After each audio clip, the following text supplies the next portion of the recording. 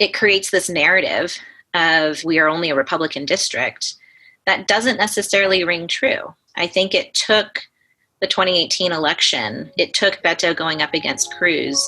It took having an option, on the ballot to be able to show like, hey, if you give us the option of voting for a Democrat, we will. Hey, it's Amanda Phillips and Shion Carr. We are in episode 3 of The Activist Journey, and we are talking with Celina Montoya, a badass, powerful woman who is running for the Texas House District of 121, which is in North and Northeast San Antonio. So heads up, if you have friends or family, or if you live in that district, pay attention and go ahead and send this video to anyone who's in that area so they can see a potential candidate who is absolutely amazing. Shion, how did you feel about this? I love talking to Celina. It's always interesting to me to hear what a candidate goes through on the campaign trail. Celina in particular has a wealth of experience relative to most candidates because she actually ran in this district in 2018, narrowly lost, but is backing it again to try and flip it. And she's one of a whole host of candidates running to basically flip the Texas State House. Of course, that's super important, near and dear to our hearts here at Blue Squad. And of course, she's also one of our clients here at Blue Squad, so you can join her in the app and do all sorts of awesome stuff to help her flip that seat. So yeah, it was a great interview, and hopefully y'all can learn a lot from it.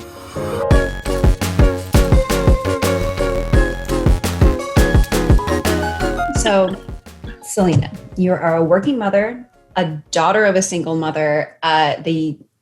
If elected to your district, you would be the first Latina, the youngest person to ever represent District 121, which is in Central and Northeast San Antonio, right? Awesome.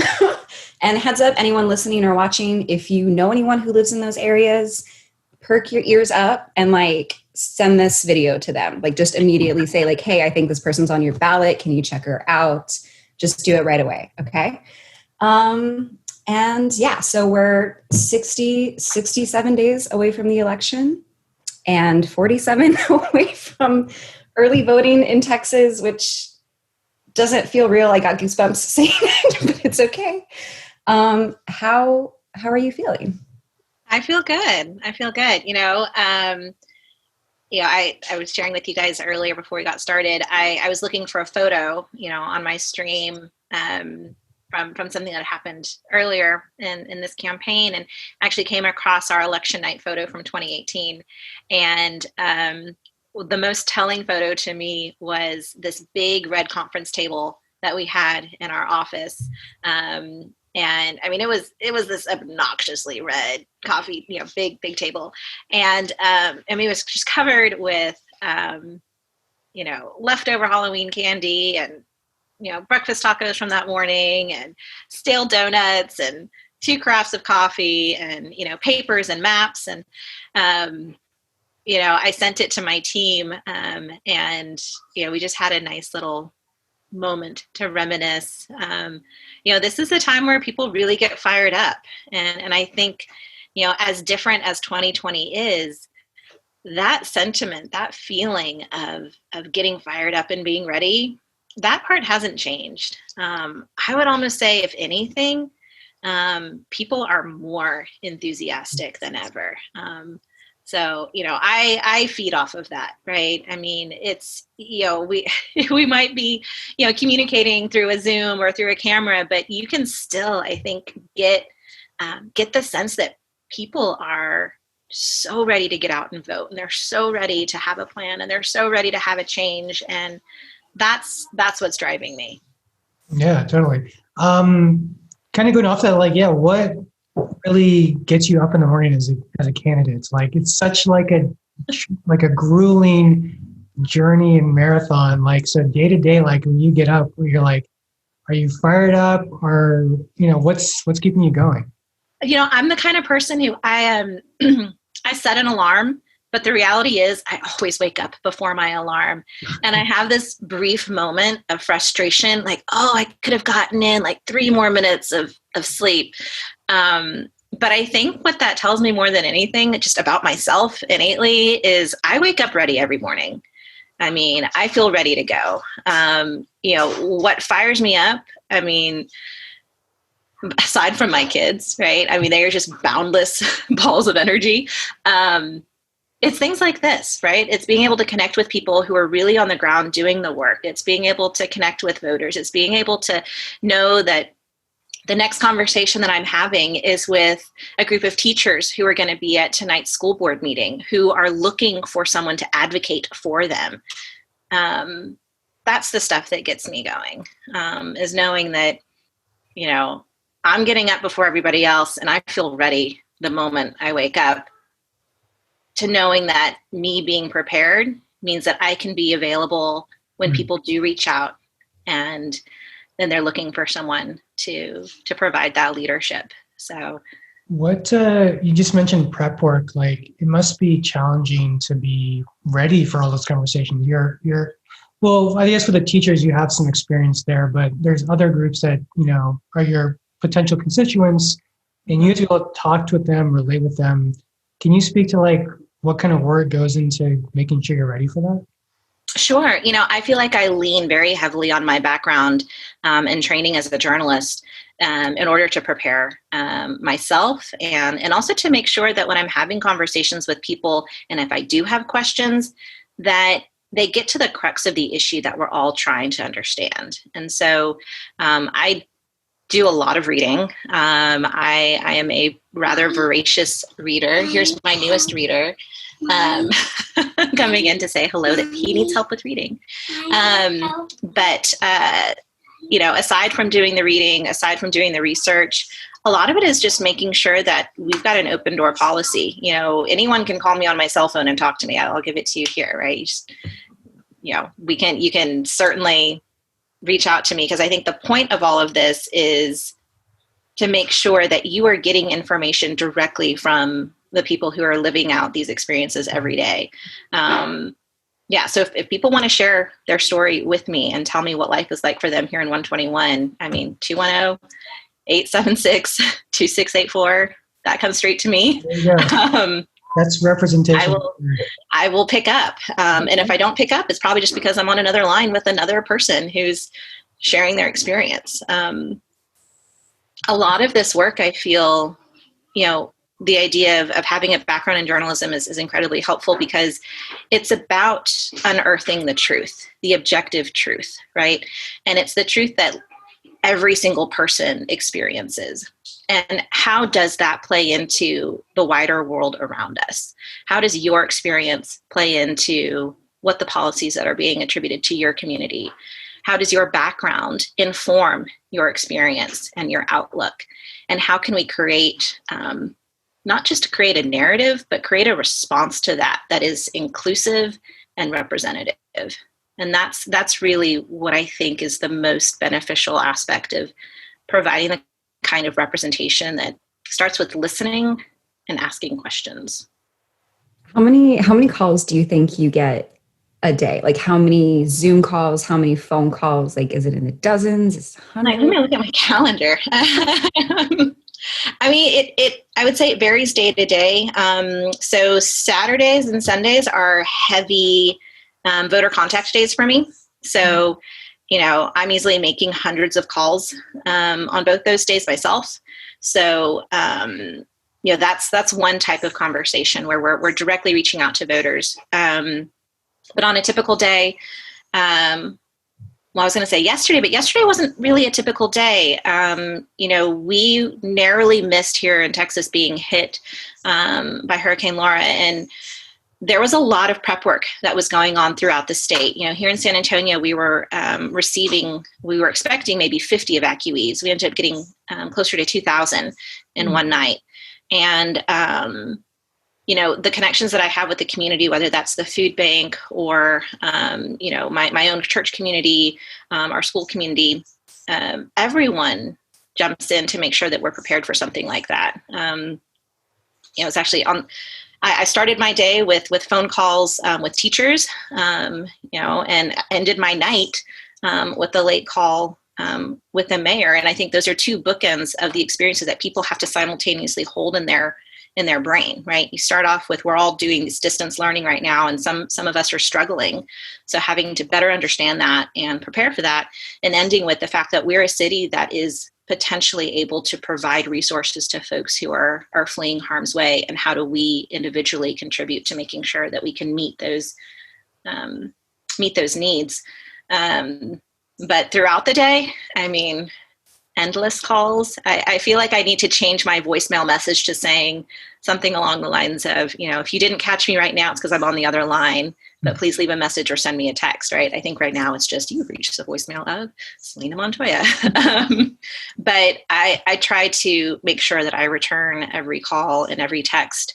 And some days are harder than others. And I have to sometimes preface my responses with, I'm so sorry to be calling you so late, or is now still an okay time to call? Because, people's lives are just as hectic as those of a candidate, right? Everyone is having a life that's been a little bit turned upside down. And so being able to be flexible and to deviate from the schedule is something that, being a parent, I've certainly learned along the way. And I think that skill set is definitely coming into play right now. Because being a parent, it's all about being flexible and meeting someone else's needs, right?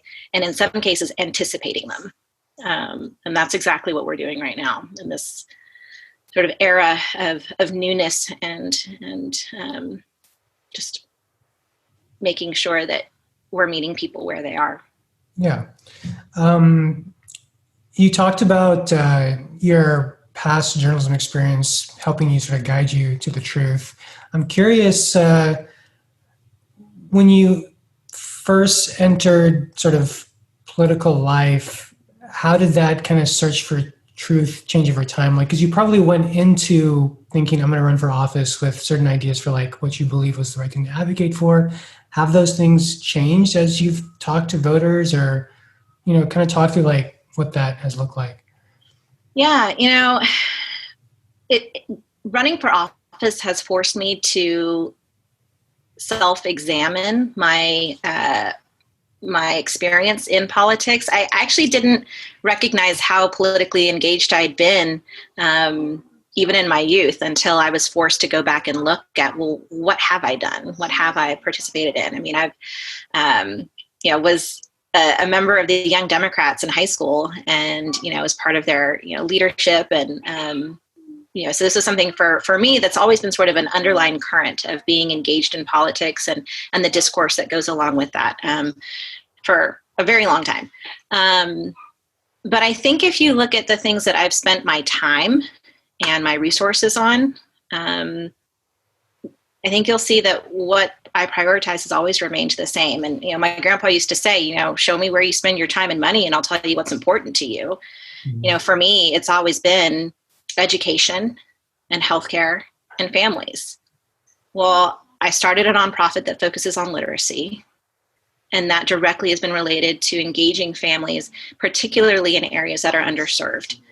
And that's forced us to engage in conversations about the greater well-being of families, and how does healthcare play into that system, and how do resources that we're able to provide on a community level interact with what we can do in terms of policy on the state level. And, for me, it's been a consistent thread throughout my entire professional career. And I think that's still reflective in the policies and priorities that I'm standing with today. So I a few years, I worked at the Austin American-Statesman, and it was a really weird experience getting in an industry that was thriving at one point. Like, we have this huge building, and when I started working there, we took up like maybe an eighth or a tenth of that building. Like, the news industry has shrunk and gotten so. What is your take on how news is right now, and like the state of journalism right now? Yeah, well, I think it's no surprise to find that the state of journalism is under attack, right? When what's traditionally been considered, the fourth estate is being constantly pummeled, by our, executive office. It's not something that you can ignore. And this president is no different than the many others who came before him who were criticized in the press. But his reaction to them is so anti-American that it's almost unbelievable. And I think that's what happened for a while there. People could not believe what was being said. But again, I go back to something that my grandpa used to say, right? If someone shows you who they are the first time, believe them. Donald Trump is doing all the things he said he was going to do. So many people didn't believe that he was either capable or that he was going to execute on some of these, no matter how bad they sounded. And the reality is that it certainly had an impact on journalism. And I hesitate to combine the ideas of journalism and the media. I think they are two very different things. Media has become sort of this catch-all phrase for, anyone who has a platform or, an audience. And I think there's something simultaneously very democratic about everyone having the ability to share their thoughts and their opinions. But I also think that there's a sense of responsibility that comes with being a journalist. And when you conflate the two, you start to see just how much that responsibility has been absconded by folks who are considered to be a part of the quote unquote media, right? I think there's a significant effort that's going on to ensure, though, that when we talk about where do you get your news from, that it's coming from a reliable source. And reliable doesn't just mean do they post every day. You can count on them to have a new thing, new headline up every day. Reliable is all about going back to those, tried and true elements of journalism. Are they objective? Do they maintain their sources? Do they ask questions that are thoughtful and sometimes provocative? And if the answer is yes to those, then I think you're finding your way into the realm of journalism. I think if you can only answer one of those, well, yeah, they're provocative. That doesn't make for journalism. That could simply be, a trigger for a response. And I think we have plenty of those going on. But the piece that I think is very interesting is just how things like the internet and, having, the internet at your fingertips at all times and the ability to interact and engage with people so immediately has really democratized the idea of journalism. I was really pleased to see that, particularly during this pandemic, that a number of publications have made their resources free. For so many years, a lot of folks have utilized their online subscriptions as a way to, maintain funds for their operations. But I think a lot of news organizations have seen that above all else, they need to be able to provide information to people. And by tearing down that barrier of having a cost, they've been able to do that. And so I think that's a part of making sure that you have a reliable source, is making sure that it's free and open to the public as well. What are some of your favorite reliable sources? Like what do you consume on a daily basis that Well, having been in the industry, I still have friends and colleagues who work in media. So I follow journalists themselves. I think that's a big part of understanding not only how stories are formed, but the context surrounding them. Sometimes you only get so many pages or so many inches or so many characters to tell a story. And I think if you really want to get an in-depth idea of what's happening, follow those reporters where they are. They'll give you the inside scoop. I mean, they're on Twitter, and most of them are still verified, right? They still have their blue check marks. I think that's a really great way to engage. I would say, typically when it comes to what I have on all the time, I worked for Texas Public Radio. I am a public radio aficionado. I appreciate, that some people characterize listeners as being more left-leaning and liberal.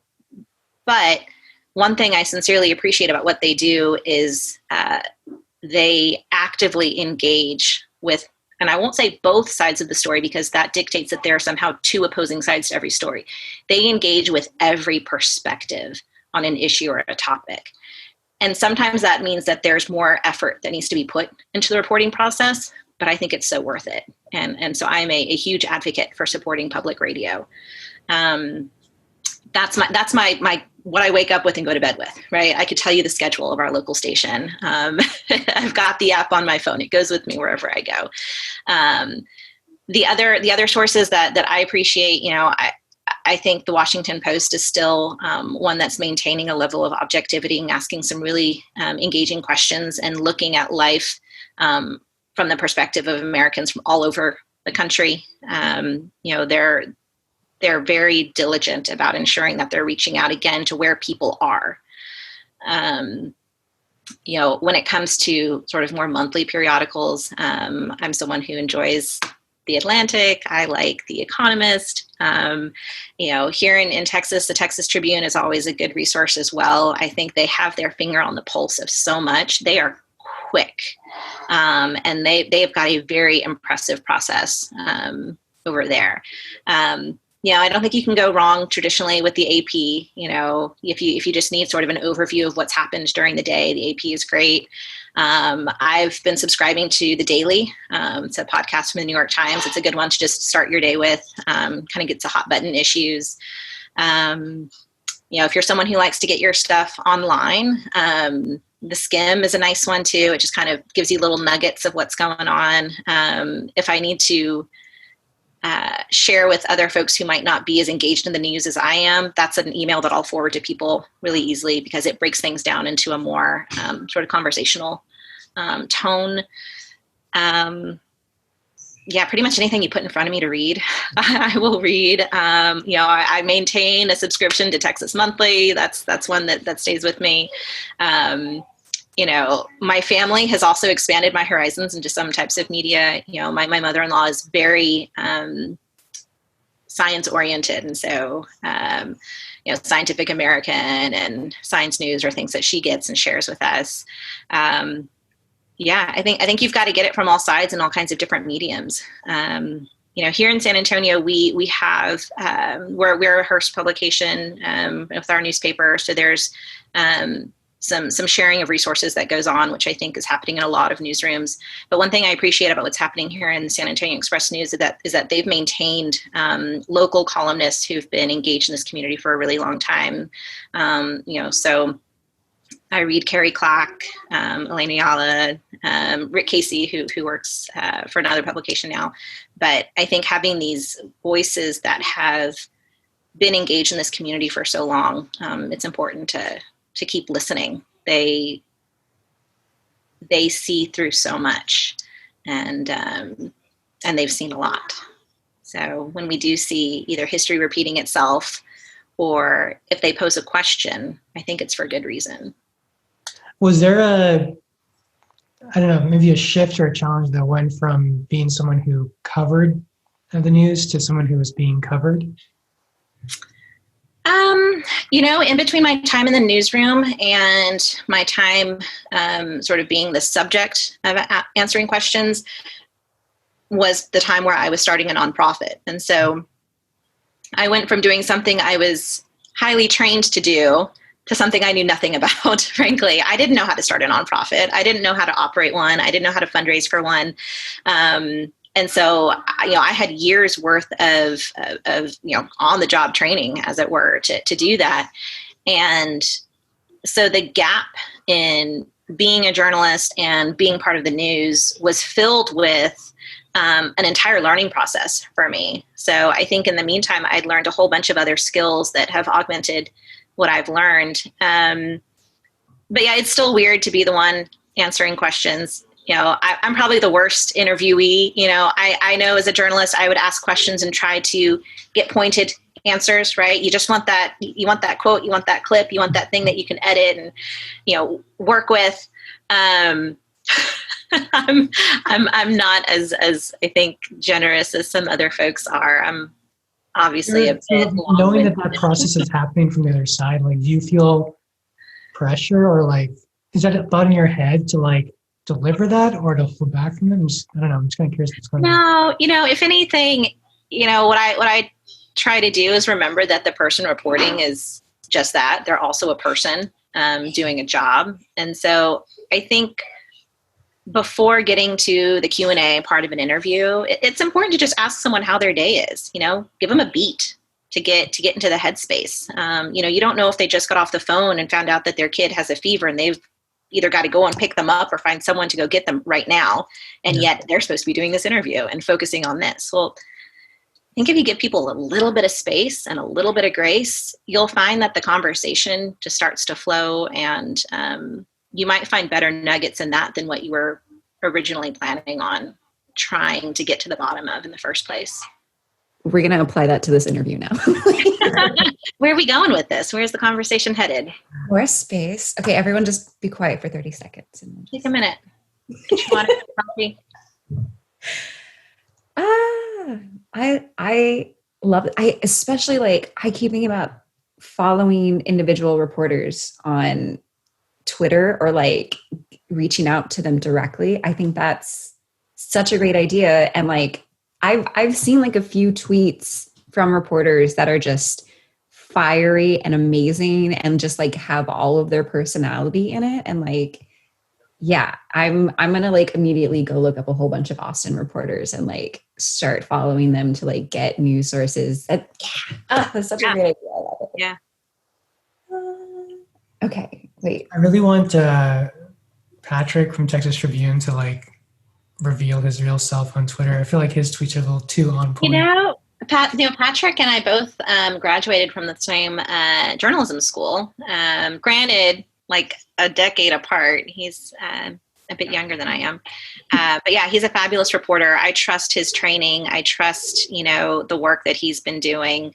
Had the pleasure of definitely being interviewed by him more than once. And I think he's great. And I will say, there's definitely a school of thought where we attended school to make sure that you're not a part of the story, to take yourself out of it. But there is something about Twitter and sort of the individuality of it that allows you to show a little bit more of who you are. And I think you see some of that there. Okay. Cool. Let's talk about I want to dig into 2018 cycle versus 2020 cycle. So I guess if we can start at the beginning, tell us what that first decision to run for office looked like. I think a lot of women who find themselves in politics but weren't necessarily there to start with, I can't take credit for the idea. The announcement that Joe Strauss was not going to run for his seat again came out on Twitter, and two of my friends, one of whom is actually also my sister-in-law and my friend, texted me the tweet and said, are you going to be doing something about this? And this was October 27th or 28th of 2017. And the only reason I remember that is because we usually have a Halloween party for the kids, and it's kind of a big deal. I love holidays. I love Halloween. I love Thanksgiving. I love Christmas. I like celebrating them. I like decorating for them. I like dressing up for them. It's just fun. And, I was getting ready for Halloween. I wasn't planning on announcing a run for office, but, kind of as the day wore on, I'd reached out to my friend and current representative, Diego Bernal, and said, how crazy do I have to be to consider this? And he's like, yeah, a little bit crazy, but, just enough. I think you can jump in. And so that, I guess it was the following weekend, there happened to be a training going on with Annie's List. If you're familiar with the group Annie's List, they are an organization that trains and engages progressive women to run for office. And they were having a training, and I reached out to Monica Gomez over there, and I said, well, I know this is last minute and everything, and your class is probably totally booked, but is there any possible way that if I drove up to Austin that I'd be able to sit in or, just get a sense of what you guys are talking about? Because my representative just announced he's not running for office, and I'd really like to see what it would take to do that. And she was so gracious and welcoming and said, yes, come on, we've got plenty of room for you. Come join us. So yeah, it was like 5 days later, I was up in Austin, learning about how to run for office and calculate a win number and the different aspects of running a campaign, from, field to phones to voter contact. And so that was sort of the beginning right there. What were some of the things you kind of really remember from that first training that was like, oh, that's how a campaign is run? One of the things I distinctly remember was Representative Donna Howard came in.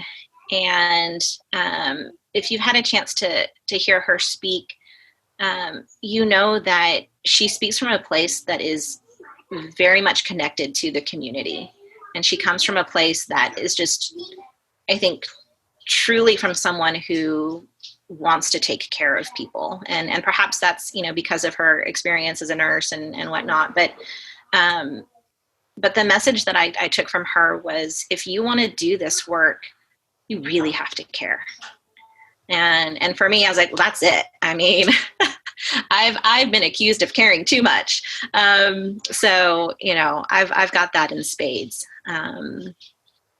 So that's something I really took away. It wasn't a strategic nugget. It wasn't a calculation thing. It was, do you care enough to do this work? And it's hard work.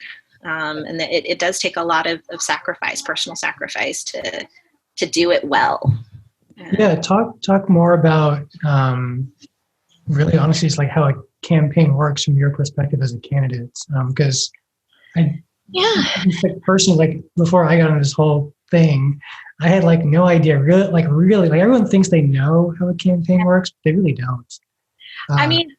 So I had some experience in volunteering for campaigns and hosting events and things like that. But that is just the tip of the iceberg, right? That's often the end product of many hours of, communication and work and research and engagement. And, the reality is, I don't think it's something that you're prepared to do unless you just jump in and do it. 2018, I was, fully transparent about the fact that I'd never done this before. I didn't have a whole lot of experience with it. And so I was also very fortunate to have people around me who were incredibly gracious, willing to offer information, time, mentorship, and I think they were also very willing to entertain the questions I had, right? I mean, as a journalist, I had questions about everything. Nothing was off limits. And, rather than considering that as something where, oh, how could she not know this? Or, even as if maybe I were questioning their own ability.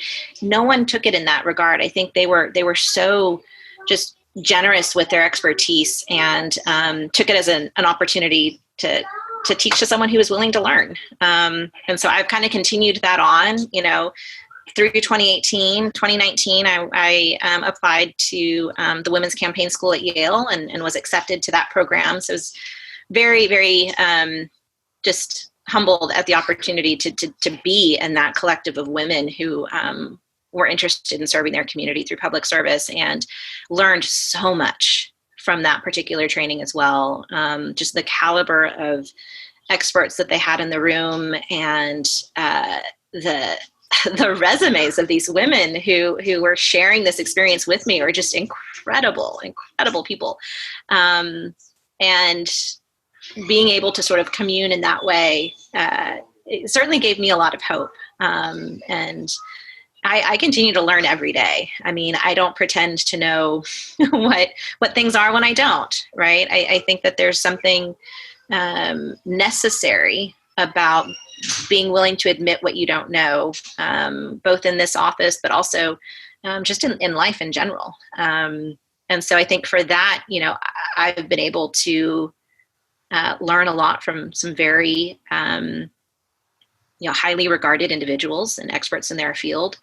And, for me, that's something that's kind of the fun part. I like learning new things. I like engaging in that kind of work, to me, and I know this is going to sound funny because I know I've said it before and I've gotten weird looks. to me, there is some work that goes into being thoughtful and to thinking something through. I think if you really consider all the aspects, and it doesn't mean that it has to be hard work or heavy lifting, but there's effort that needs to go through it, right? There's effort that needs to go into considering multiple perspectives. There's effort that needs to go into considering when a decision is made, how the ramifications are going to be felt beyond just your immediate, viewpoint and beyond your immediate community. I think there's effort that goes into considering if things change and you have to go a different direction, how you're going to pivot in a way that's going to be just as effective. And then how are you going to communicate that to people? Because a lot of it too is about managing expectations, right? And, when you say you're going to do something and it turns out that something even beyond your control makes that more difficult or even impossible. For example, I would love to be going out knocking on doors. We can't do that right now. So we've had to pivot and engage in groups like Blue Squad to make sure that our voter contact is happening in a way that meets people's expectations and makes it easier for them to engage. The workload isn't on them because they had this expectation. The workload is on me because I said it, and it's on me to be able to communicate it better. No, I think that's what's the word? I don't know, profound, true. Like, has to be think about this stuff. Looking back on that 2018 campaign, I mean, I'm sure you've gotten this question a dozen times, but like, what are the things that kind of stand out? What are the things you wish you knew then that you know now? Oh gosh, so much. I wish I knew more about the power of outside players in politics, and were able to anticipate what that kind of engagement looks like and what that does for a campaign. I wish I knew more about just some of the logistics of doing things, right? Like independent expenditures and, what it looks like when something goes through a mailing process. And, it's much more complicated than just, slapping a stamp on something or running it through the meter, and I think the thing that I most learned though about the process was to trust myself and my own judgment. And I think that's something that any young professional starts to understand the more competent they get at what they're doing, right? The more they realize that actually it turns out I'm the expert in this field, or actually it turns out, I happen to have the one with the most experience in this particular area. Trust that, lean into it, and treat it as an opportunity to bring people along with you. Can you dig into that a bit? Because there can be different ways of, someone hears that and they might think of different things. Like speaking about your own expertise and being confident in using that, is it like, where does that play? Is that within the campaign itself, with the team, or with outside folks, or just? Yeah, again, we'll go back to my background as a journalist. Being able to have an organized outreach for media and to localize an enterprise on stories and ideas, knowing how a journalist would prefer to receive it, just for ease and communication. I think that's something that we could employ, but beyond logistics, subject matter expertise, right? I mean, I did a lot of work in literacy and early childhood education and elementary education, and the funding mechanisms that come into play there. And I'm somebody who gets a little bit wonky about this stuff, so I'm very particular about how it gets communicated out to people. I know that we need to be specific because there are very specific aspects to policies that have major impacts. But I also know that people need to be able to come away with a deeper understanding of the issue. So, for example, with the idea of school funding and why it's been so out of joint, and why it's been such a major topic for us. you can talk about the golden pennies and recapture and property taxes, and all of that is important and it plays a role. But again, I go back to my friend and Representative Diego Bernal and his simple explanation of how we've been funding schools for so long. I'll take my reusable bottle water here, right? For a long time, it was half the state and half property taxes, essentially. And then as it started getting less and less contribution from the state, it had to be more and more property taxes in order to fill the bottle up. And that's where people are feeling the squeeze. They're filling up more of the bottle than anybody else. And we need to get back to that level of parity where the state is putting in their half of the investment. So I think also recognizing and attributing and recognizing people who are able to communicate that and using it. I don't have to be the one who said it in order for it to be true or for it to be good. But I do think you have to attribute those good things to people. That example, it reminds me of frustrations I have with Democrats not being able to articulate good economic arguments. Mm-hmm. It's progressive ideas typically have sound economic underpinnings, but for some reason the party, at least as a whole, seems to be challenged in communicating those things. So I always love wonky, right? We are so passionate about this work, and we want to do such a good job at understanding and being experts at it. And we also want to demonstrate our expertise. Mm-hmm. But I think sometimes the best way to show that you're an expert is to show that you can communicate something simply. Yeah, totally. And that's where I think we have an opportunity to grow, for sure. What are golden pennies? Wonky time. This gets into this gets into the wonkiness of school finance, right? So when we talk about property taxes, it relates to also the taxing authority of a school district to be able to raise funds beyond what they're given by the state, right? Mm-hmm. Of course, those funds come from the property taxes that are reallocated throughout the state. I have to admit, explaining golden pennies is not something I've figured out how to communicate simply yet. But basically, a golden penny is worth more than a regular penny. And if you are able to collect golden pennies, you can increase your ability to raise money. It's kind of like if you had a venture capitalist who's willing to invest in your firm. And I haven't fleshed this one out yet. I'm just talking while I'm thinking. But roughly what it says is that not all funds are created equal. Mm-hmm. Just like all funding for schools is not created equal. $1 in this district does not have the same impact as $1 in another district. Sounds like some weird school Chuck E. Cheese token or something like that. Well, that's actually kind of something to think about, because Chuck E. Cheese tokens can only be used at Chuck E. Cheese, and they can be used to get tickets that you can use to buy prizes. I mean, there might be something there. I might have to play with that idea. Chuck E. Cheese that's still a thing, right? You tell me, you're the mom. You tell me. Right now. Right now. Okay.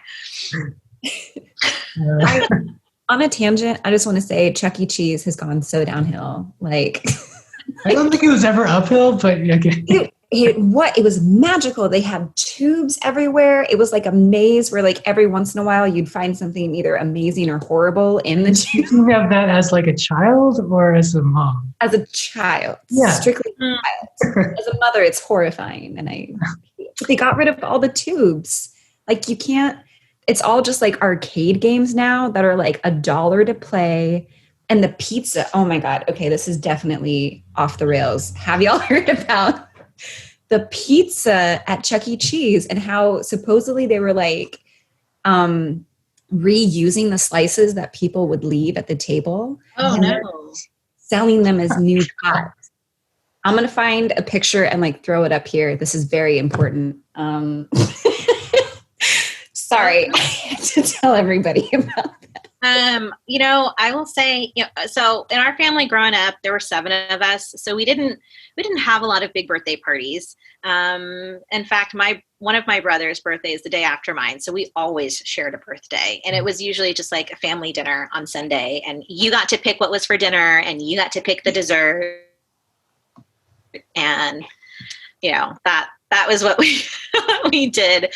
And kind of to this day, our kids' birthdays are pretty much family occasions. Maybe, well, in the past, right, we did a play date or what have you. My son, who, just had his birthday in July, we did a drive-through where people could, honk their horn and say hello. And they had a little packaged piece of pizza and cupcake for them. But birthdays are a whole different thing now. In fact, I won't say how old she is. I'll say today's one of my best friend's birthdays. And normally we would have been doing something, to celebrate. And, maybe we'll do happy birthday on Zoom. When is your birthday? What is your mine? Mine's in November 15th. Are you a Sagittarius? I'm a Scorpio. Yeah. Okay, amazing. Yeah, don't cross me. This is part of this is part of the interview. The subthread and all. This is irrelevant. Like subthread thing in our episodes because we got like Capricorn last episodes. Okay. Interesting. Is there something particular about a Capricorn or a Sagittarius or? Well, I'm a Sagittarius, and that's why I care about that. Capricorns are like really hardworking, studious, like very serious, and Scorpios are just badasses. Like they're just like a little scary, a little mysterious, like, and they just like are very personal, like magnetizing. Yeah. Interesting. Okay. Probably good elected rapper candidate qualities, I think. Okay, at the risk of opening old wounds, what was that 2018 election night? Or actually, I think it was too close to call, right? It was the next morning that they called. Yeah. So we shut down our election party. We were, the place was closing down, far be it for me, having waited tables myself, far be it for me to ask our servers to stick around past closing just because we didn't have the answer yet. So 2018, we kind of caravanned back to my house, and, a few of us sat around the dining room table, just, talking about what we did and what's to come, and until the results posted. And, it was still, they weren't posting fast enough. So, I've got 2 kids, right? So they had to go to bed. And at some point that night I was kicking people out. I was like, okay, I think we could all just use a good night's sleep, and we'll reconvene in the morning. And, so that next morning, we saw the results. I called my opponent up, congratulated him, and that was that. But we were ready for the next round. Were you ready like right away, or was it just like? Oh yeah. I mean, there was no question. We still had our maps up in the office of the precincts of, we started looking at the rolls and where the results were and where their turnout was, and started to identify those areas where there was still an opportunity to gain ground. So yeah, it didn't stop. Yeah. I mean, I think it's like so important if a first-time candidate loses, they still, basically doing like a postmortem like you did. Yeah. And fortunately for my team, fortunately for my team, look, I bought coffee and, tacos in the next morning. So you got to take care of your people, right? You got to, cleaned up the table from the night before, all of that.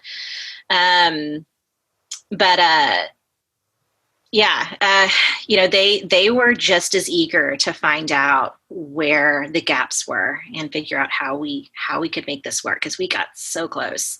And moving forward, yes, we took, everybody took a little break, took a breather.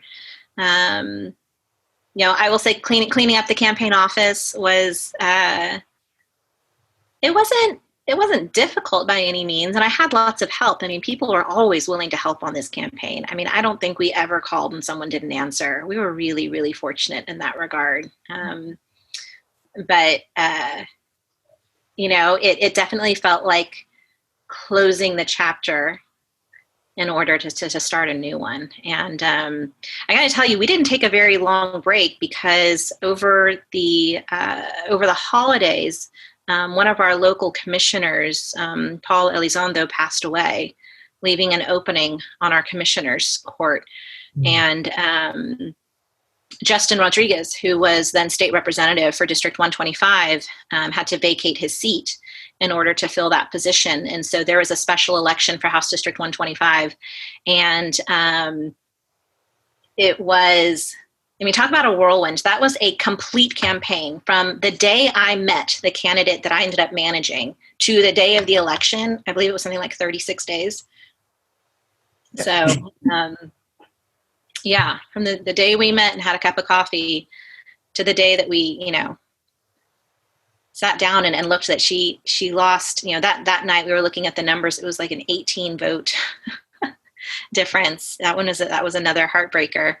But yeah, Cota Garza is an incredible, incredible woman that everyone should be looking at. A good one to follow on Twitter. We'll put a link in the video for her. Yeah, can you talk more about the importance of local candidates? I think, we all have friends who get invested in the presidential election, maybe even the Senate election, but have no idea who their House rep is or who's running. When you encounter someone like that, why should they be invested in their House rep? We can talk about how, the impact of policies at the state level have, they resonate, right in your home. They dictate everything from, it does, every policy that happens in the state level it's really close. But that's not what gets people to care, frankly. It's not, that we work on the budget. It's not that we fund schools. If people already care about that, then they're already invested. It's about knowing who they are. And I think that's also something that drew me to this work in the first place. I miss block walking so much. I didn't think I would because it gets hot out there. Walking in the middle of August. Yeah, it can be sticky. But the conversations you can have with people that you otherwise would never have crossed paths with are so enlightening. And there's just a connection that you can make with people when you're on their turf, right? Mm-hmm. They're the authority in this conversation. And they get to dictate how it goes. And I think there's something about knowing that, the decision is all theirs, how much they want to get engaged. The decision is all theirs. Also, who they want to vote for. And it's not that you need to pander to someone. I think you really need to work to try to understand where they're coming from. And again, I think this is where the idea of being a journalist comes in. You really want to dig into the story and find out what's driving this. And what's that nugget of, just humanity that you can connect on. And the thing is, in this district, no matter where you go, I think you can find you're separated by maybe 1 or 2 degrees. All the work that I've been doing in this community for all these years, it's hard not to find someone that we don't have a mutual connection, or, where we both worked at the, same, could have been same restaurant, in college. It could have been that we went to, the same, training for something. It could have been, it is such a small community in so many ways. And people really are interconnected. And I think that's something that people are really grieving the loss of right now. We don't have the ability to find those surprise connections when we don't get to connect in the same way. But I don't think that's something that's been lost. I think it's something that we're just waiting to engage with again and finding new ways right now. And, people will make mistakes, online and, but I feel like the phrase of 2020 is you're on mute. you know, people will struggle with adapting technology to how we connect with each other. People will, struggle themselves with just having the stamina to sit and be on a screen. But I think it's because people so desperately want to connect. And when we have the opportunity to do that in a real and authentic and physical way again, we'll all be ready for it. So it's funny. I spent a good part of the 2018 election teaching my son how to shake hands. Make sure you keep a firm wrist, squeeze, look them in the eye. Only now to be like, don't shake hands. Just, take a breather for a second, 6 feet. So the House District 121, you said it like you're mostly separated by people like by 1 or 2 degrees. And it feels like most districts in Texas are gerrymandered the heck out of. Like they're absolutely ridiculous. Do you feel like your district is gerrymandered in any way, or is it? Sure. Yeah, absolutely. I mean, the city of San Antonio is majority minority in terms of the representation of Latinos in this area. And yet this is an area where, upwards of 50% of the individuals are Anglo. And, that's just one example. There's also an economic disparity here. And there's also an educational disparity here. The average median income in this area is much higher than in other parts of San Antonio and Bexar County. The average education level, educational attainment level is higher than in other areas of San Antonio. And I think, that has just as much to do with active gerrymandering as it does to do with some of the historic systemic processes that we put in place, right? I mean, whether that's, redlining our homes or putting our schools into independent districts, these are all things that have been done deliberately. And, gerrymandering is just another example of how we are categorizing people in a way where folks are trying to put a value on qualities that are rather arbitrary. Mm-hmm. Everyone deserves representation. So going into your 2020 campaign, it feels like you've got like a lot. Tell me if I'm wrong. It feels like you have a lot more support this go around than you did last time, maybe because of like how close you came. There's a recent poll that came out that shows you up. Do you feel that's true, or am I just assuming things that aren't true? Well, I'm glad that's what you're seeing. That's definitely what we're feeling.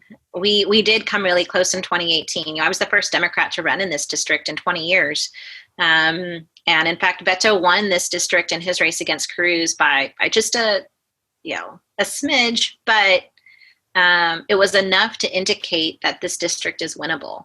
Mm-hmm. And when you look for those models of not just voter turnout, but I think also those candidates like myself and many others who are willing to have another go at it, even though we lost, you've got to take advantage of those opportunities. I'm not the only candidate who ran in 2018 who didn't manage to flip their district, but who's running again in 2020. Mm-hmm. I think there's a certain level of, perseverance that comes with overcoming a loss just in order to try again, and putting some investment behind that has been significant.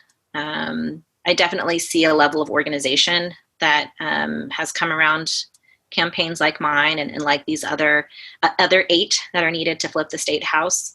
That I didn't experience before. Now, that isn't to say that people weren't helpful. But look, in 2018, District 121 was considered a total Republican stronghold.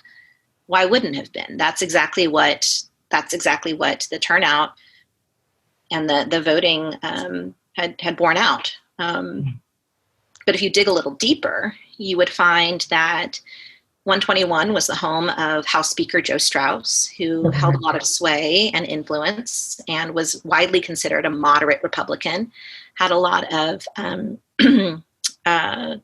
just connection to the community here historically. I mean, family has been around. I don't think Democrats actually wanted to run someone against him, right? No, they didn't. I would say that's true. However, every primary, you would see that a conservative far-right Republican would run against Joe Straus. And so Democrats would go and vote in the Republican primary in order to keep Joe. Yeah. That's what was happening. And so it creates this narrative of, we are only a Republican district that doesn't necessarily ring true, right? And I think it took the 2018 election to really bring that to light. It took Beto going up against Cruz. Yeah. It took having an option, on the ballot for people to be able to show like, hey, if you give us the option of voting for a Democrat, we will. Was it challenging to communicate that during 2018? That, look, your belief, whoever you is, of it being a Republican stronghold isn't really true. Here's why. Did you have to? It still is. It's still a challenge. Yeah. I mean, we've got the numbers from 2018 that show just how close this race was. We have the numbers that show that Beto won this district, and it's still hard to change because it's not just about numbers, right? You go back to where people are, and mentally and emotionally and, historically, they've been in a Republican district. And so to change that is to change their whole concept of what their community looks like. And it's not about saying that the community is Republican or Democrat. It's about saying, well, what is the community value that's different? And which party aligns best with those values? And that's, again, you get to where people are and where they live and what matters most to them. And I think those conversations are showing more and more that they want new leadership that has ideas that are going to pull us out of this devastation that we're all experiencing, and leadership that has experience not just in education in the classroom, not just experience in nonprofit in the community, but experience in business, who's actively raising a family and is feeling the policies firsthand, and that's where the choice lies today. Are we ready for that change? Yes. I'm ready.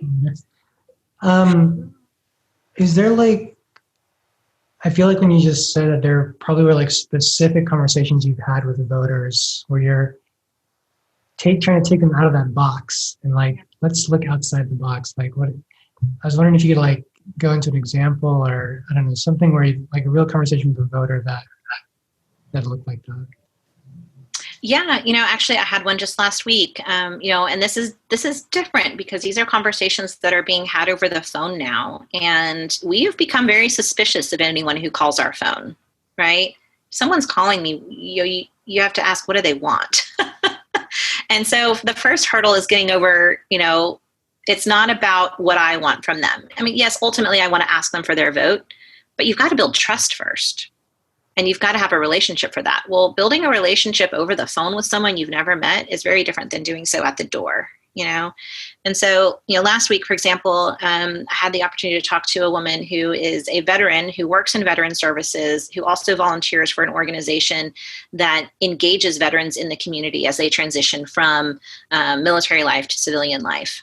And, the military certainly, I think in a lot of ways has had a more conservative leaning influence. And this, this person had talked about how they had certainly would have considered themselves Republican in the past. But we didn't get to that until about 12 minutes into the conversation. The conversation started with just asking, how are you doing? And do you feel prepared to vote this November? Can I be a resource for you? Mm-hmm. And giving them that space to share where they are and even, share their feelings about how things are being handled. there's a level of trust that you can build with someone there. And I'm very grateful for the fact that, these people are answering the phone. We can have these conversations. But in this particular case, she was someone who, like I said, had essentially considered herself pretty conservative in the beginning, but in her work with this nonprofit where they're transitioning veterans, she's seeing that they're not getting what they need. And again, she's ready for a change. But she kind of had to come to that on her own. It's not necessarily my job to convince her to vote for me. It's my job to listen to her and explain how the policies that I stand beside would help her get to where she wants to be. And that's the kind of conversation you have. It's not about trying to convince someone that, yes, it is about convincing people that you're the better candidate, but there's got to be some there, right? It's not just because, it's not just the distinctions between myself and my opponent, right? It's not just, the fact that I'm Latina or a woman or a mom or, a millennial or a business person, or a Democrat. It's not the distinctions that are going to convince people necessarily. It's what are you going to do with the lived experience that is going to show what you're going to do for the community. Yeah. And I have a history of my experience in the community that shows that. And that's who I am, and that's what I'm going to continue to do. Yeah, I hope that answers. I hope and I wish that all candidates have those kind of conversations all the time as much as possible, because like you said, it's talking with the person, understanding where they're coming from, and helping them get to a place where they can, like you said, they have to consider you as a candidate, but it's more about like, what are they going through that's going to help them see that? Yeah. Oh, and I'll be honest, by the end of that call, she didn't say, oh yes, for sure, by the way, I'm going to vote for you. People guard that information, but we're having a meeting next week to talk about how her organization can partner with other community groups, specifically for a project that's happening in the area that she's in. So, I also have to be not so attached to whether or not I get her vote to realize there's something more there. There's something else I can do to help. And I think it's really easy to get caught up in, well, you got to get this many votes. You got to get this much money. You got to get, yes, you do. But it's kind of like that old saying, if you build it, they will come. Well, if you build a relationship and you build the trust, the rest of it will come. Yeah, absolutely. Yes, like making sure representatives are actually representative of the people, and like you need to talk to people.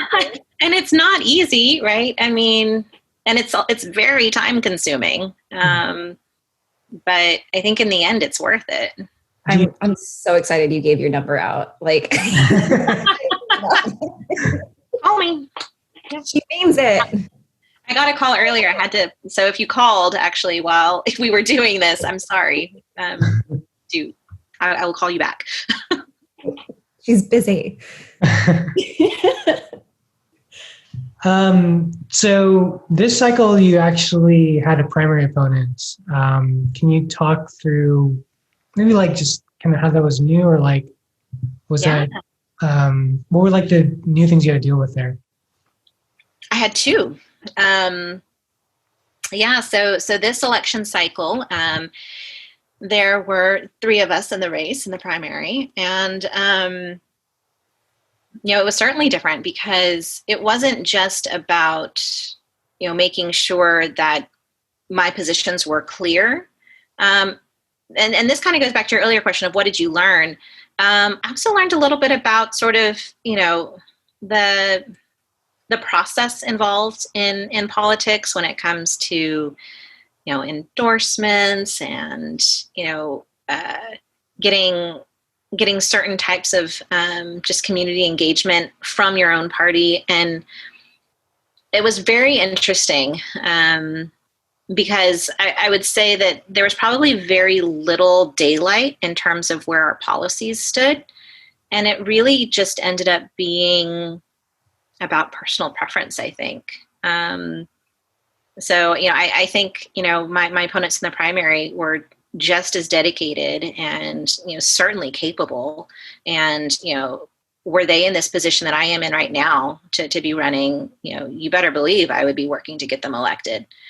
But I do think that we were able to demonstrate in our campaign that what we were able to learn in 2018 has compiled and on some of the other experiences that I've had since then to ensure that this campaign in particular is 100% prepared to take on not a new and open seat, but to take on an incumbent.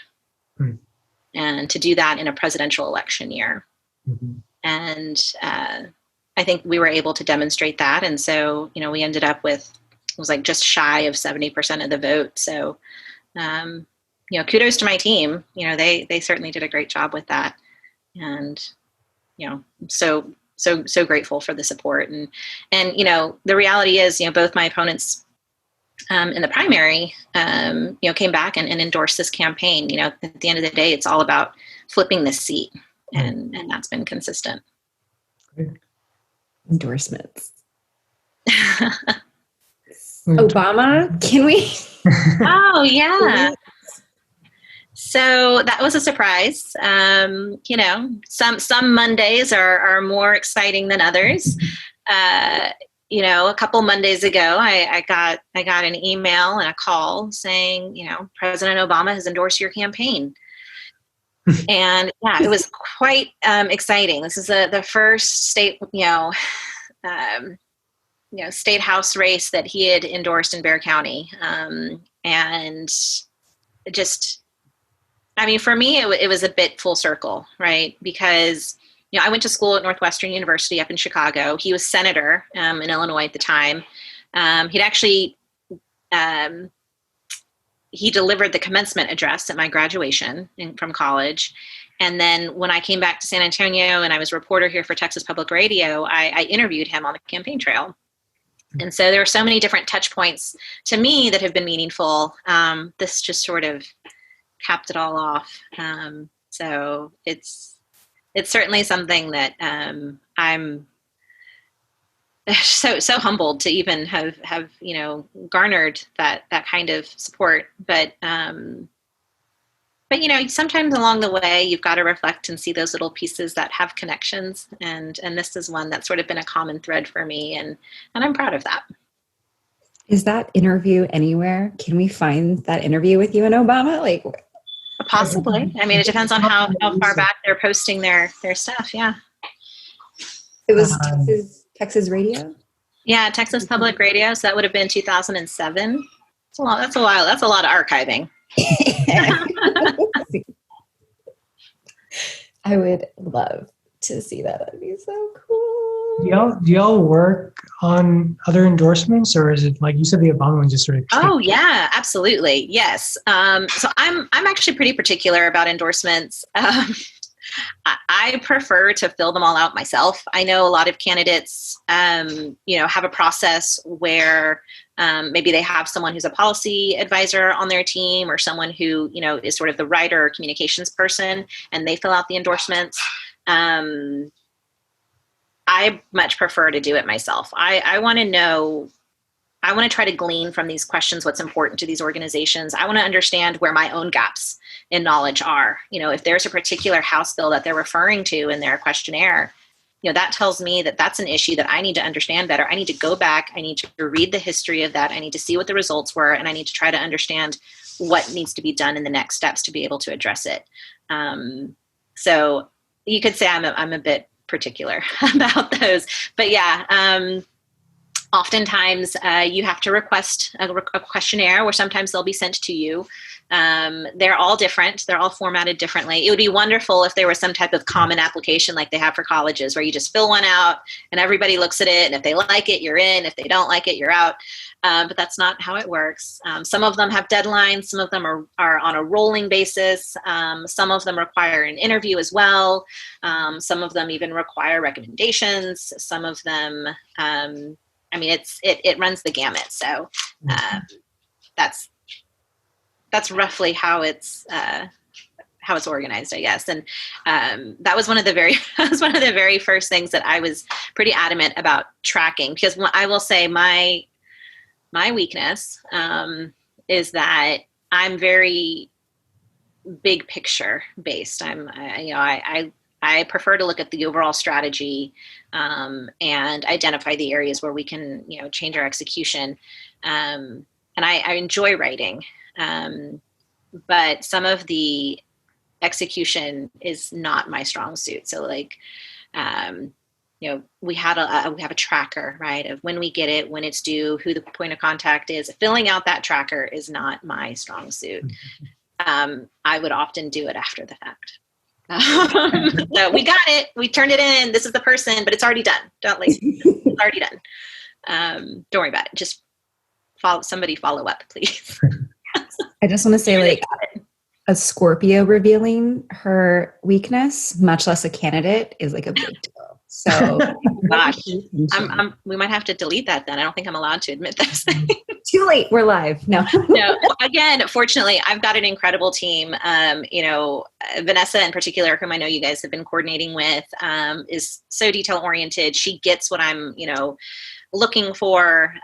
She maintains, this level of structure that really makes it possible for me to go from one thing to the next and to be prepared each and every time. So I'm curious, like, what kind of relationship, if any, do you have with your opponent?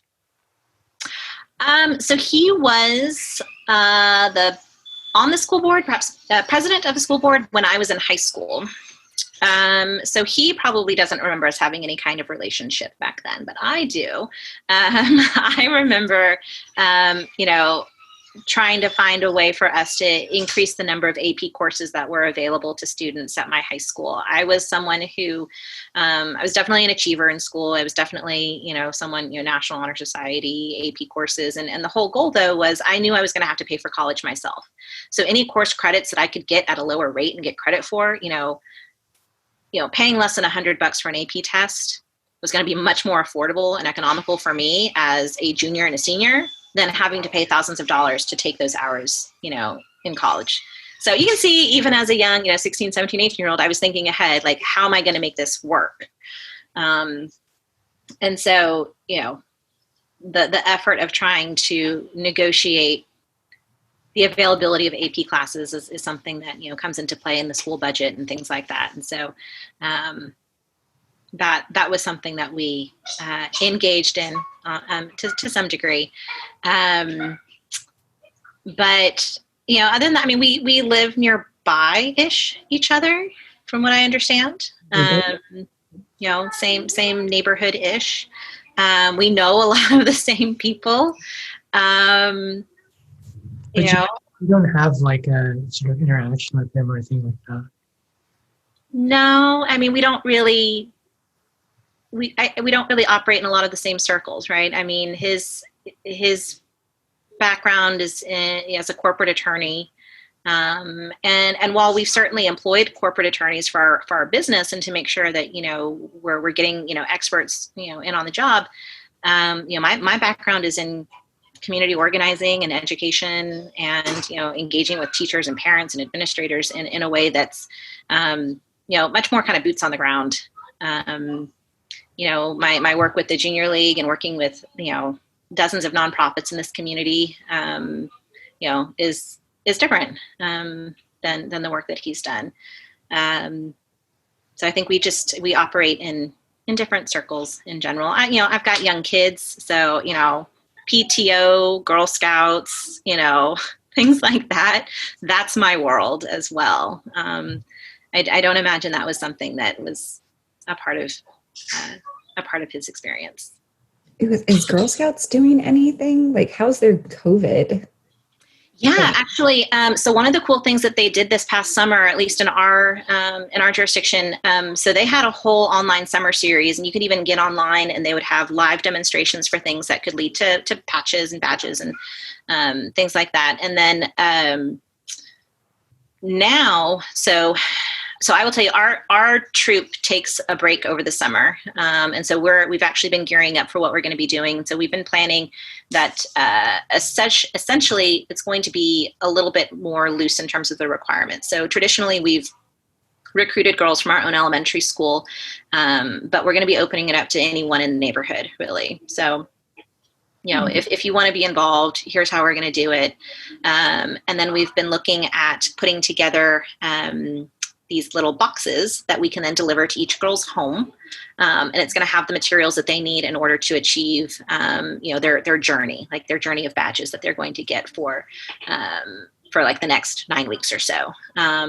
So the first part of the year, what we do is we really try to make sure that it gets into the hands of the girls so that, they're the ones who get to decide what they want to do. So this first part is going to be about giving them, 2 or 3 options of these are the different journeys you can go on. The girls vote about what they want to do. And then, we'll put together the packets and then, hopefully we'll be able to get together in the near future. But we have to be really mindful, of course, the fact that, some girls come from families where they need to be more careful about interacting with families. But I'm very cognizant of the fact that we also need to make sure that all of these girls have access to some type of online interaction. So that's another part of this too, is the social aspect. We're talking about 4th graders here, so we're also talking about the idea of bringing them together in a socially distanced way, maybe a scavenger hunt that they do for each other. Maybe, there's a community garden right here. If we can do a work day where everyone uses their own, works on their own bed. Things that we didn't necessarily have the flexibility to do traditionally, right? So we're hopeful that we'll be able to engage in a way. And then, of course, there's always cookie sales, which have become virtual already. So many cookie sales happen online. So I think that's going to be a big part of it. I don't know that you'll see as many Girl Scouts, outside of your HEB as you have in the past. You might be able to maybe curbside order your Girl Scout cookies. There's a tool that you can type in your zip code and it shows you the nearest cookie place and it offers delivery from those. Yeah. Cookie Connect. Yeah. I know all about it. Oh yeah. Yeah. There and some troops do a drive-through. You can go every Saturday for this month between this hour and this hour, drive through Girl Scout cookies. Yeah. Please reach out to me when you start doing that. Because you got it. I like cookies. I will drive to San Antonio just to see different things. Pick up cookies and drive home. I'll do it. Well, hopefully I'll be in Austin and I can bring you some. Yeah. There you go. Do that. Okay, so I feel so bad. We've been everywhere on this. these are what these episodes are like. We do this. Really dig into the psyche of the guest. I'm trying to see especially juicy questions that we didn't get to. Well, let me ask, when you win and you're a Texas House rep, what are you looking forward to the most there? And also, what are your biggest concerns for being an elected rep? I'll start with my biggest concerns being that we still have Republicans who are likely going to retain their seats, who treat this pandemic as though it's something that is a minor inconvenience, and they are certainly not prepared to treat it with the safety and concern that all of our health officials indicate. So I fully acknowledge that, as careful as we have been hunkering down in our home with our family, that there's the likelihood that being in that shared space that I could catch COVID, I could have to, quarantine from my family. And, there are long-term implications to that we are not yet aware of. That's a concern. I'm concerned that there's going to be some, I guess, gaslighting is probably the best way to put it, for issues especially pertaining to some of the systemic racism that we're seeing and experiencing that's been, I think, brought front and center because of this pandemic. I'm also concerned that when it comes to small businesses, that they're going to be put at the end of the line because they're not large corporations, and they're harder to help. That's an argument I just don't accept. What I'm looking forward to, looking to the left of me and to the right of me and seeing fellow Democrats. I'm looking forward to electing a Democratic speaker.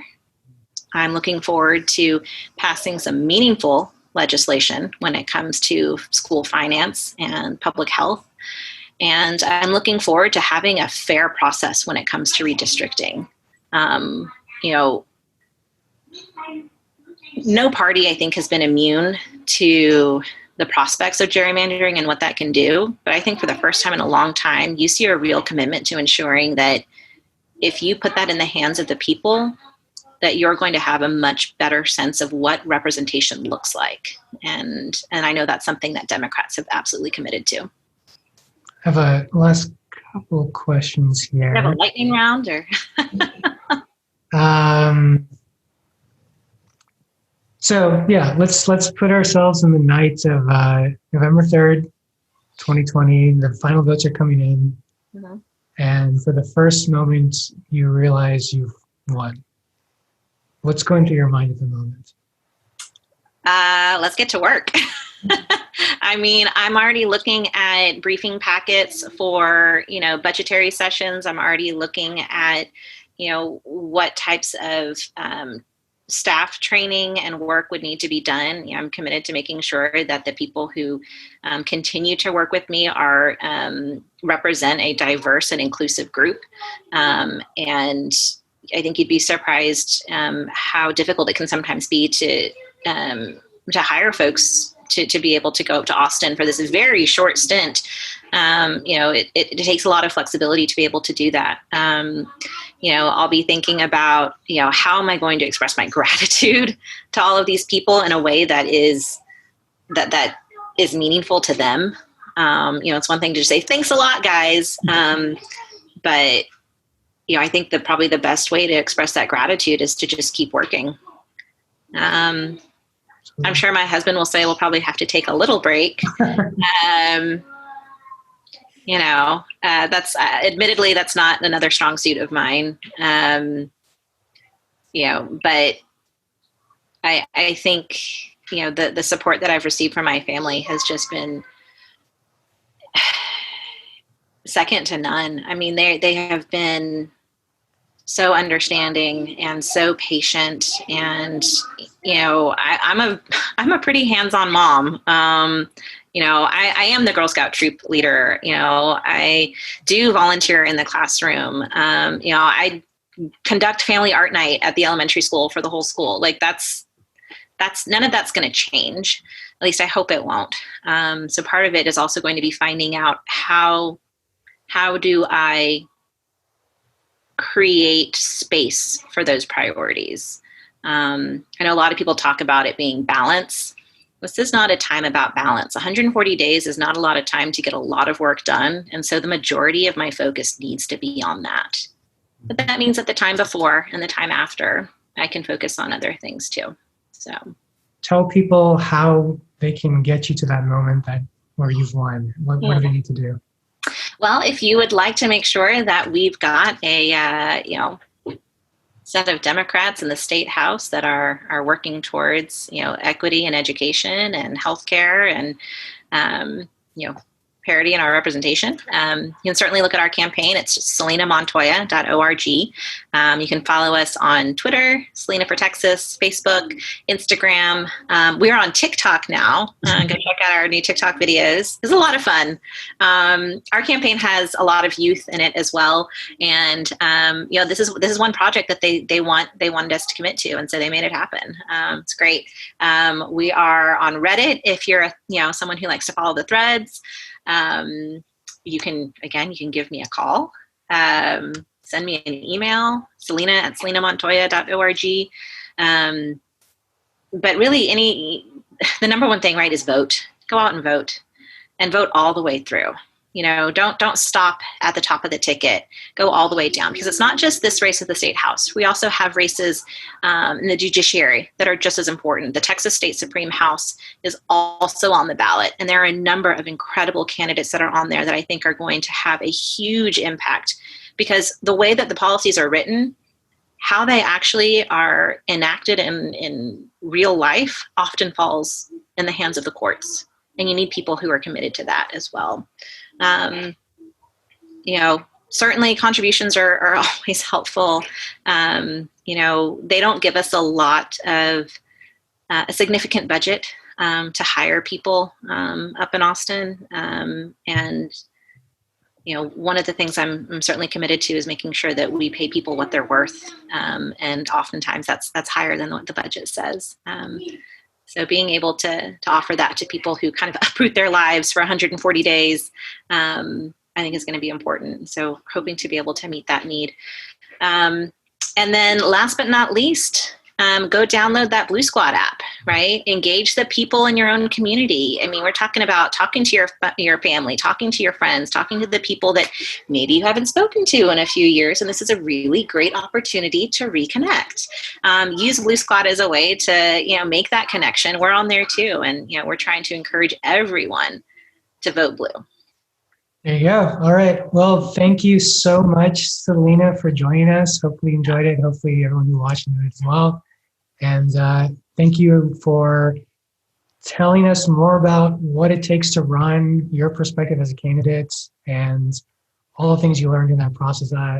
For me, there's always I'm always learning new things about the electoral process and what it takes to be in politics. And this was educational for me. So thank you so much. Well, thank you for the opportunity. And, we get to work with each other, but we don't often get to just take the time to talk. So this was really nice. Cool. So what did you guys think of that episode? Like I said at the beginning, I always love talking to candidates because they always have such a unique insight on the electoral process. And Celina in particular has a very interesting perspective because she's been there before.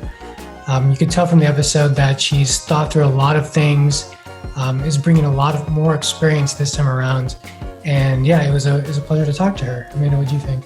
I also just love how, I want to flip the Texas House into mothers. I want every seat to be mothers. And I love it feels like every call, every interview with her, her kids, always just pop up. And it's just so refreshing to, see someone nurturing and caring and who's all about, bringing and enhancing life, actually go for office and try to get people involved in a very caring, beautiful way. I want more Zoom calls with babies is what I'm trying to say. And remember, you can support Celina's campaign. It's so easy. Just go on the Blue Squad app and find her campaign and support her. We'll throw links everywhere so it's easy to find. Just tell people about her. Text your grandma who's in San Antonio. Text your best friend from college and say, hey, are you voting? It's such a casual, easy way to get people involved. It doesn't have to be abrasive or weird or strange. And it's a lot easier when you're reaching out to people that you know. And so everyone who watched the episode, this is our third episode. Tell us what you think about it. Tell us who else you'd like to hear from. We can probably get in touch with a few folks. We've got another interesting, fascinating person we're interviewing for next episode, which I'm so excited. Later when that comes. If there's someone out there that you want us to talk to, if there's someone that you really want to learn, what's their perspective, their take on politics and organizing and all that kind of grassroots activity, drop us a line and let us know what you think, and we'll try and get that person on the episode. Yeah, anyone who's been involved in the process, people who are standing out on the highway, people who are already elected into office, people who are thinking about running, anyone that you think they've had a really interesting story or they've helped me get involved, send them our way and we will enter. Cool. Well, all right. Until next time, y'all. See you.